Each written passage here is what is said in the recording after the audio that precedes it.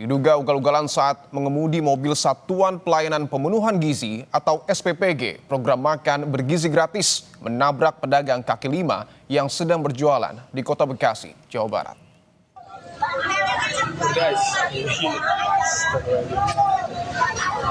ini aja deh, 2 kali aja. Itu masuk ke cengap-cengap itu.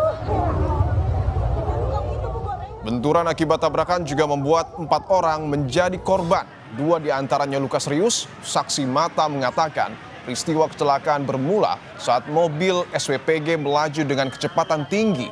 Sopir diduga hilang konsentrasi dan kemudian menabrak pedagang kaki lima hingga hancur. Polisi yang mendapat laporan langsung melakukan olah tempat kejadian perkara. Sementara 4 korban dibawa ke Rumah Sakit Siloam Bekasi Timur.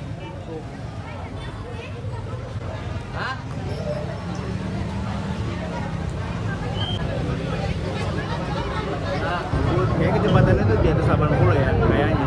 Di sini ada ruang tahu nih, ruang tahu ditabrak duluan. Tapi nggak sempat direm juga. Akhirnya ditabrak di bagian tukang chicken. Tukang chicken itu satu orang jaga 2 stand tuh. Iya. Ketabrak yang tukang chicken belum sempat nyadarin.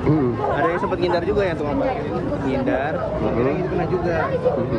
Di bagian belakang situ juga temboknya juga jebol bang.